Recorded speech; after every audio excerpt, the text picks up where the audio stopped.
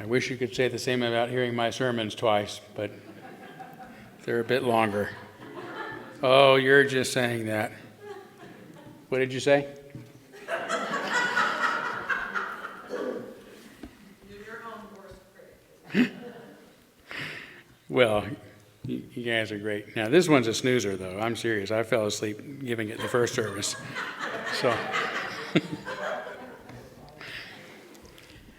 no, it's okay. It's a good, but I spoke last week about thinking, right?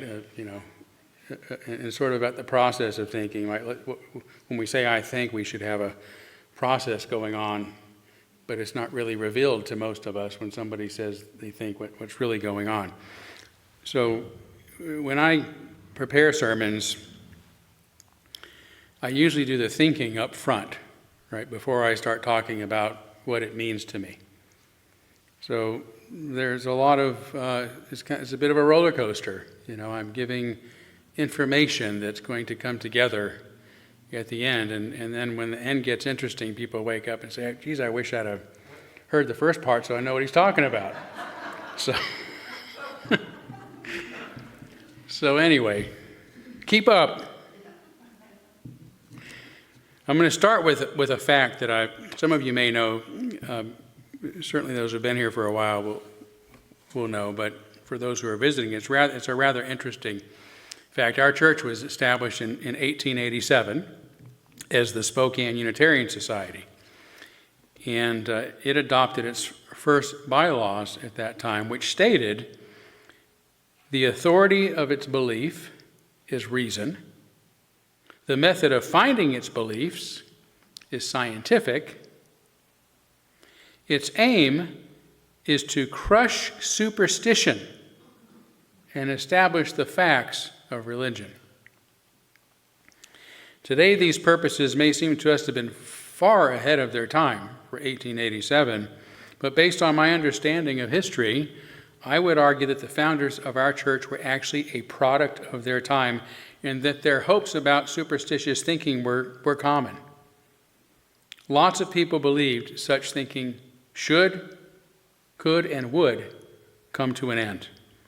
Their rational and scientific mindset, a product of the Enlightenment, had reached its apex in the 1800s before beginning to wane in the middle of the 20th century due to the emergence of Christian fundamentalism and later postmodernism. But as I have also mentioned in previous sermons, the liberal mindset is rooted more deeply in the ideas and successes of the early Greek philosophers going all the way back to the early part of the 6th century BCE. More than 2.5 millennia ago. And it was then that figures like Thales of Miletus, Anaximander, Protagoras, Heraclitus, Democritus were among the first thinkers in history who strived to understand the world in natural rather than supernatural terms. And by doing so, they learned to forecast the weather, to predict solar eclipses. They developed theories of gravity, evaporation, electricity, evolution, and even atoms. Way back then, among other grand discoveries. In fact, the 20th century philosopher, the great populist philosopher Bertrand Russell, said that the rise of Greek civilization, which produced this outburst of intellectual activity, is one of the most spectacular events in history. Nothing like it has ever occurred before or since. It's saying a lot for something that happened 2.5 millennia ago. Tragically, during the rise of the Holy Roman Empire in the 4th century CE, Greek philosophy, like all unorthodox ideas, was forbidden. And it's during this period that Christian zealots are estimated to have destroyed as much of 90% of the literature of antiquity. 90%. And so it was for nearly another millennium, any ideas about life, history, and humanity were constrained within the orthodox limitations of ancient Christianity's superstitious beliefs about the world. It wasn't until the start of the Renaissance in the early 14th century when a renewed interest in the literature of antiquity, at least what was left of it, began to weaken the church's chokehold on thought. Historians now refer to this movement as humanism because it emphasized human dignity, human agency, and human goodness, along with the study of classical writings, education, critical thinking, and human achievement. The invention of the printing press in 1440, further democratizing the flow of information, the Ottoman Empire's capture of Constantinople in 1453, further weakening the church's power, as did the Protestant Reformation beginning in 1517, all helped strengthen and expand the humanism movement, also known as the Renaissance. Renaissance, you will recall, means renewal and refers to the renewed interest after nearly a millennium of darkness in the Dark Age, renewed interest in the forbidden writings of antiquity, especially those of the early Greek philosophers who used their own reason and powers of observation to explain the world. They believed, that is, in their own agency, and thus in human agency itself. It was a positive view of humanity, and therefore in our power to discover for ourselves how the world really works. And if the Renaissance opened doors for us to explore new explanations and new possibilities, it was the Enlightenment that it later led to that began putting such ideas into practice. If, for example, the Renaissance thinkers believed in human dignity, it was the Enlightenment thinkers who established the kind of governments, including our fragile democracies, that could secure such dignity. How do we make these ideas real? That's what happened during the Enlightenment. And such pragmatism is why the 1800s, right, that latter part of the Enlightenment period, became one of the most productive and inventive periods in human history. Our own famous minister, John Dietrich, father of religious humanism, once said that the 19th century did more to add to the sum total of human life than all the other centuries of the Christian era put together. In fact, Canadian scientist Václav Smil has more recently written, perhaps the most inventive time in human history was the 1880s specifically. That's when electricity became a household commodity thanks to the invention of thermal and hydropower generation stations, he says, that still provide 80% of the world's electricity. And I'm not going to go into all the other inventions and advances that emerged at the time, but will remind you that it was then, during the 1880s in particular, that our church was founded on this principle of crushing superstition.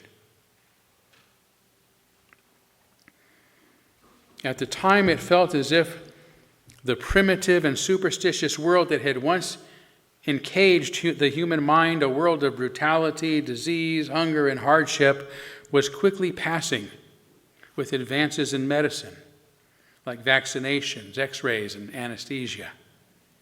And with commercial electricity bringing light and warmth into our homes and businesses year-round. And in communications, with the invention of first the telegraph, then the telephone, then the radio. And in transportation, with the invention of steam locomotives, internal combustion engines, and the automobile just around the corner, along with mass production and mechanized agriculture that produced an abundance of affordable necessities like food and clothing. Exactly.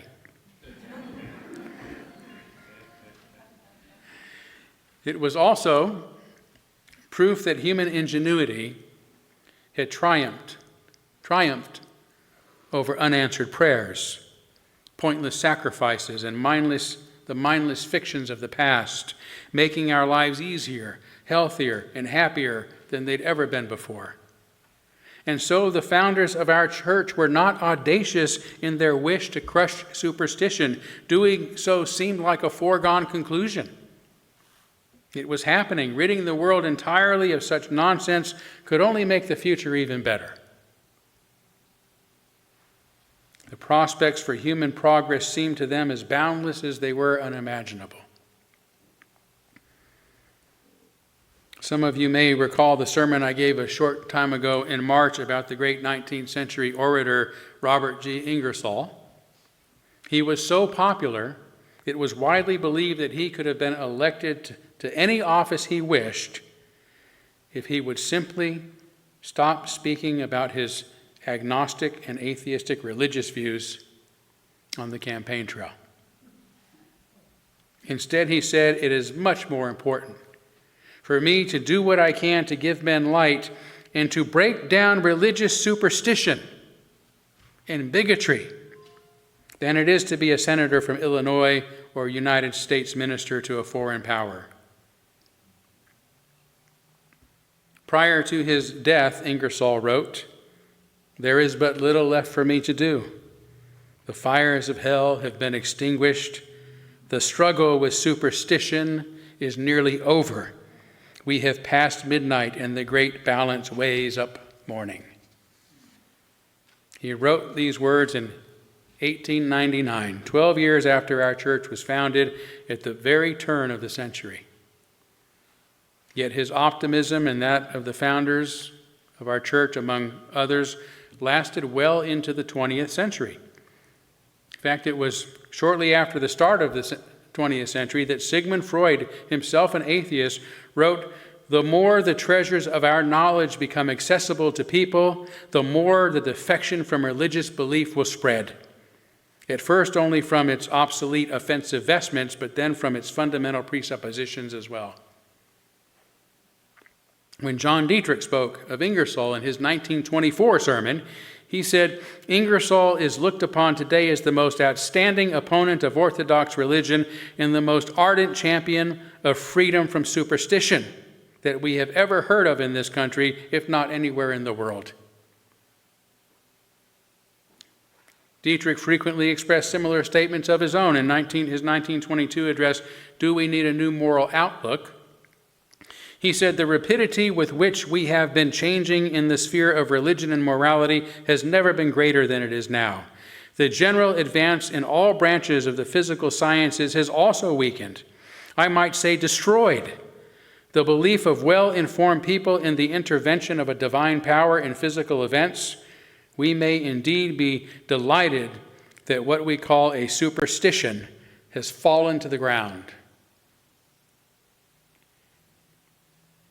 As you can see from these examples, the expectation that humanity was finally done with superstition had become widespread in the 19th and early 20th century, largely because of the proven successes of the 1800s that resulted from the Enlightenment, right? The age of reason that unlocked the human's ability to innovate because they were free to think outside the box. The Enlightenment that followed the Renaissance that was inspired by the early Greek philosophers 2.5 millennia ago. As theologian Karen Armstrong says of the period in her book, The Battle for God, "It was assumed that as human beings became more rational, they would have no further need for religion or would be content to confine it to the immediately personal and private areas of their lives." So that's plenty said to prove my point that the founders of our Unitarian Church here in Spokane were not unusual in their belief that humanity was on the verge of freeing itself from the kind of superstitious beliefs that had forever dominated humanity's thinking. So what happened between 1887, when our church founders promised to crush superstition, 1899, when Ingersoll declared the struggle with superstition is nearly over, the start of the 20th century, when Freud predicted defection from religious belief will spread, 1922, when Dietrich declared, "We may indeed be delighted that what we call superstition has fallen to the ground." And today, it's too early to read too much into it, but some of you may have caught the news just this week from the Pew Research Center. The results of a survey released just 3 days ago, on May 14th, finds that 37% of U.S. adults now say that religion is gaining influence in American life, the highest since 2002, marking a 19-point increase in the last 2 years, reversing earlier declines we've seen since the 2020s began. And whether this is true or maybe just a growing impression is still to be determined, but based on the anecdotal evidence I've seen of late, I would also guess that religion is gaining influence again in American life, especially the primitive, superstitious kind of religion that our forebears were hoping to crush. There was widespread outrage last month when Donald Trump posted an image portraying himself as Jesus. People across the political aisle reacted strongly. Personally, I found the image neither offensive nor surprising. I mean, I was surprised he settled for Jesus and not God himself, but otherwise, what do you expect? It's Donald Trump. What did trouble me more was the media's response. I was struck to hear 21st century journalists debating whether the U.S. president had committed blasphemy. And were quoting the Bible and speculating about the mind of God. I didn't know if I was listening to CNN or a reality TV show about the Holy Inquisition.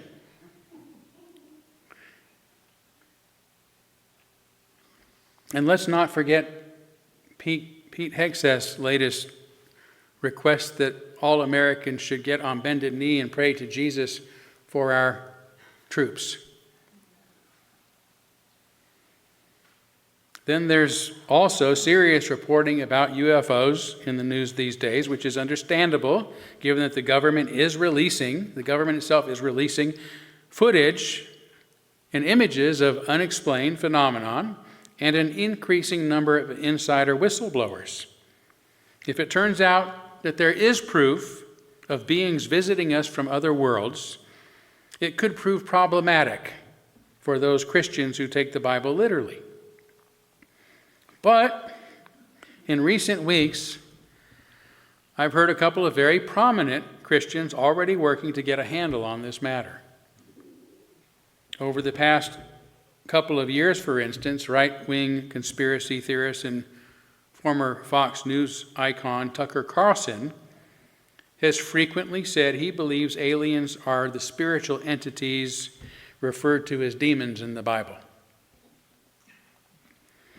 And while discussing the topic on a conservative podcast a short time ago in late March, the Vice President of the United States, J.D. Vance, said, "I don't think they're aliens, I think they're demons."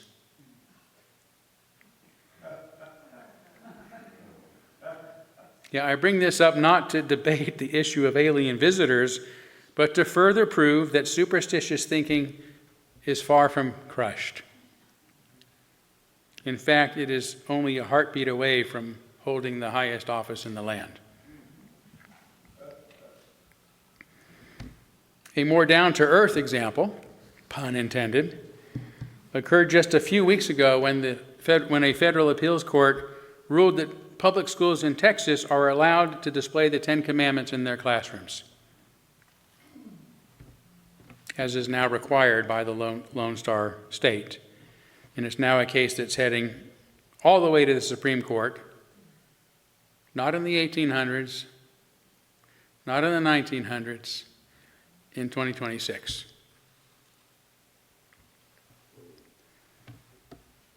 So what's happened? After so much promise, why is liberalism being crushed as superstitious thinking becomes dominant? As I said at the start, we can attribute this shift, at least in part, to the rise of fundamentalism.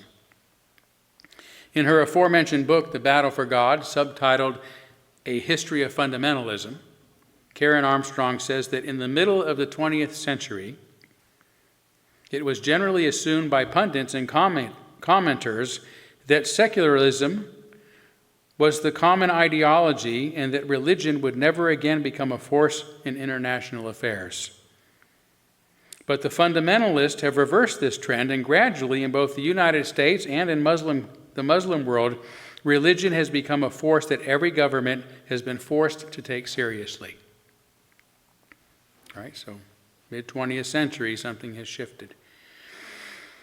Fundamentalism is a term coined by some American Protestants in the early part of the 20th century to distinguish themselves from the more liberal Protestants who were, in their opinion, entirely distorting the Christian faith. The fundamentalist, Armstrong says, wanted to go back to the basics and re-emphasize the fundamentals of the Christian tradition, which they identified with a literal interpretation of Scripture and the acceptance of certain core doctrines. And they succeeded. By the late 1970s, now it's really getting close, Armstrong goes on to explain fundamentalists began to rebel against the secularist hegemony and started to wrest religion out of its marginal position and back to center stage. In this, at least, they have enjoyed remarkable success. Religion has once again become a force that no government can safely ignore. Fundamentalism, then, was born in reaction against Enlightenment liberalism. The beliefs in human dignity that requires freedom of thought and speech, the freedom from secular or religious tyranny. But as Karen Armstrong further points out, fundamentalists have no time for democracy, pluralism, religious toleration, peacekeeping, free speech, or the separation of church and state. And since the terrorist attacks of 9/11, scholars have expanded the term to refer to extremists of any religion. There are Buddhist, Hindu, and even Confucian fundamentalists, Armstrong says, which often also cast aside many of the painfully acquired insights of liberal culture, which fight and kill in the name of religion and strive to bring the sacred into the realm of politics and national struggle. We see from this that the resurgence of superstitious thinking, at least as a dominant force in human life, is a relatively recent phenomenon and is a growing worldwide problem which may further explain why there is so much fear and hate and intolerance and violence in our world today. But I don't want to exclusively and therefore falsely blame all of this on those with a more rigid conservative mindset, although they do deserve a lot of it.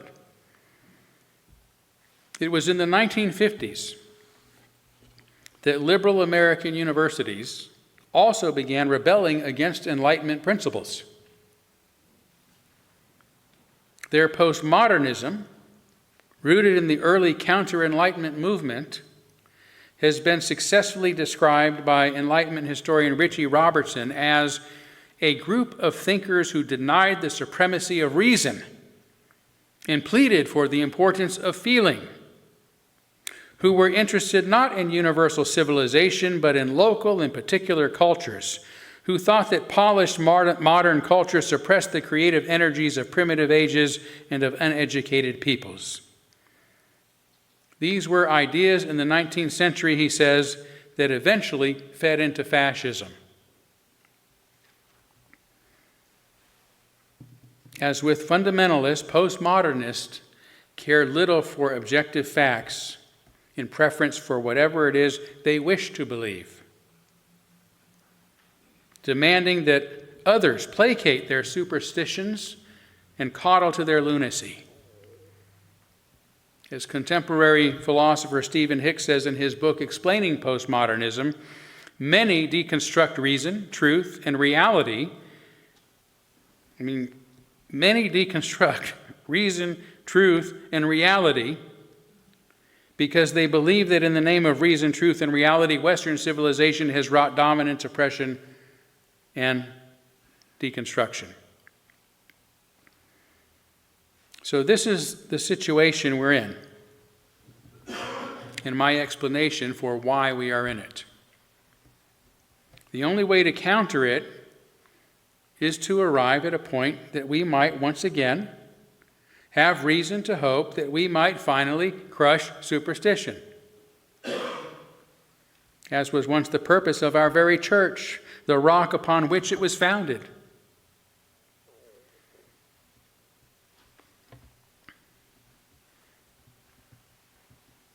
A new renaissance of our liberal values, which, as many know, I like to summarize as human dignity, upheld through systems of reason, freedom, and tolerance.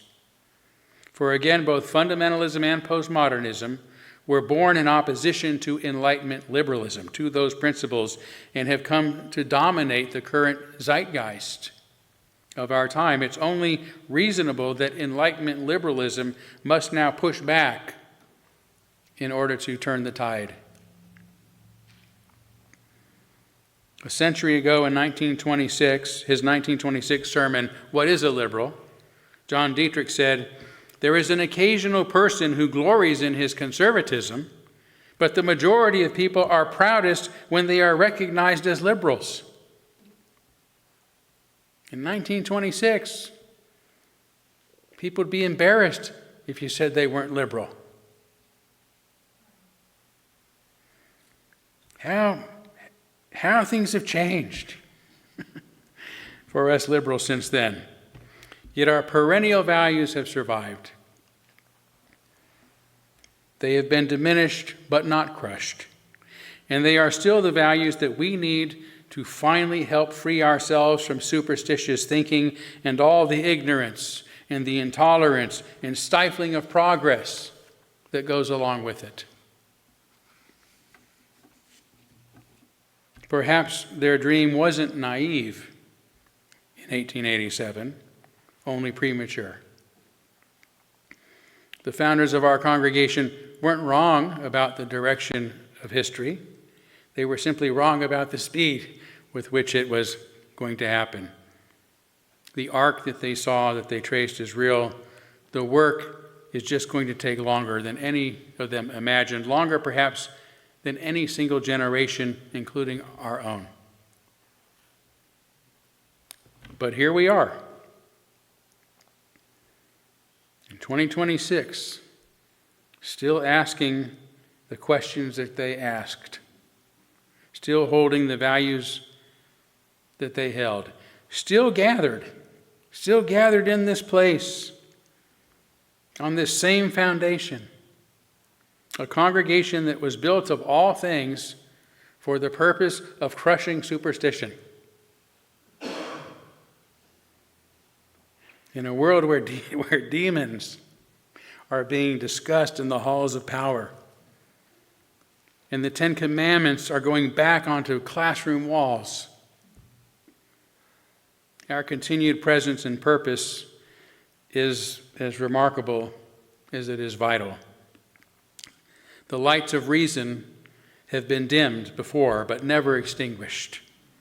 Whatever else we may be about, whatever other important work we have to do, I hope the authority of our belief is still reason, and the method of finding our beliefs is still scientific, and that our aim is to crush superstition and establish the facts of religion, because that is what humanity needs, and that is what the world needs, and that is what we have to offer.